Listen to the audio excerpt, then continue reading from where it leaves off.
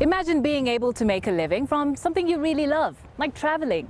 I'd like to introduce you to a young Moroccan entrepreneur who's managed to turn her passion for traveling into profit. Sometimes in meetings, I would go in with a group of people and then they would ask me, where is the CEO? And then I would say, I am the CEO. My name is Yasmine Baggari. I am from Morocco originally, and I'm an entrepreneur, founder and CEO of Voyaj.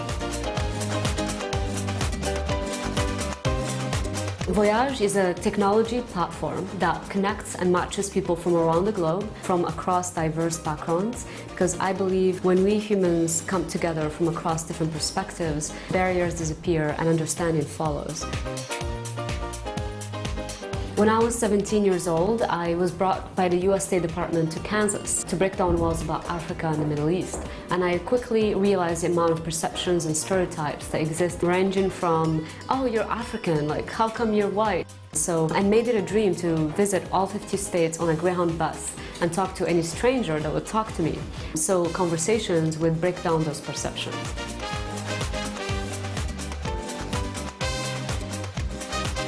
So I flew in from Bhutan last night and I'm currently in Paris. I'm meeting with a few companies to explore how we're going to engage their employees and travelers. While I was in college, people would ask me, Yasmine, how do you travel all the time? And how do you know all these people? And I said, like, you just talk to them. And so that was such a foreign concept for a lot of my friends. And I realized that there wasn't a platform that connects people for meaningful exchanges across the globe. And that's how I founded Voyaj. Once I came up with the idea, I wrote down a business plan and pitched the idea in college, and I was one of the recipients to receive $60,000 through a business plan competition. I went back to Morocco, I turned my parents' basement to my office, and I started working every day.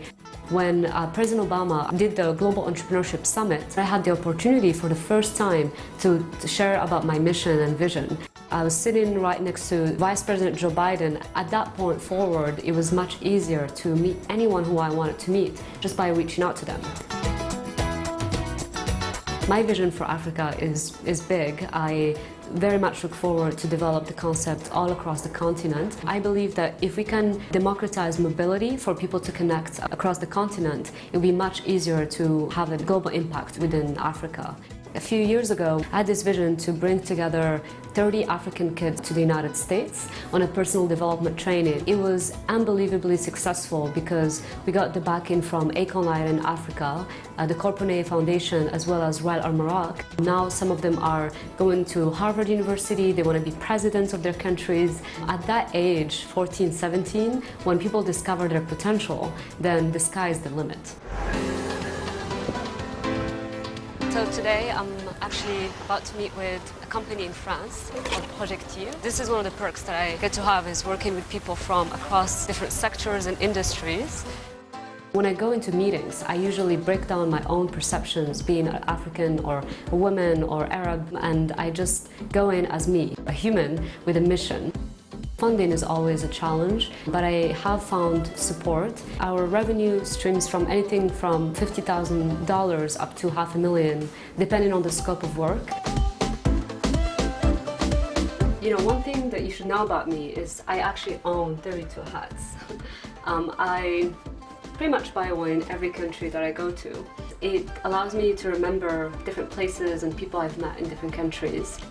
My CEO tips would be curious. Don't take no for an answer. Get out of your comfort zone, take risks, and especially surround yourself with people who support you and believe in you.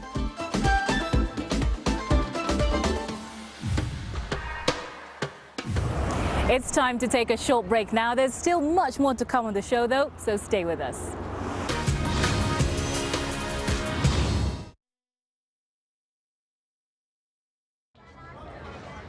Africa, a land of limitless talent. You have architects and engineers and project managers, so it's a whole ecosystem.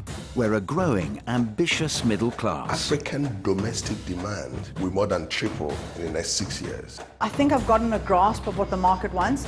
It's turning the continent into a 21st century powerhouse. Wearing Made in Nigeria wasn't very cool. Now it's all about Made in Nigeria. Talking Business Africa on BBC World News. At Business Live, news isn't just for business people. Whether it's in Europe, Asia or the US, when a story breaks, we break it down. We'll help you understand what it means for you, and we want your thoughts on the day's big questions. We talk to the key players, the newsmakers and the top bosses about their successes and failures in a fast-changing business world.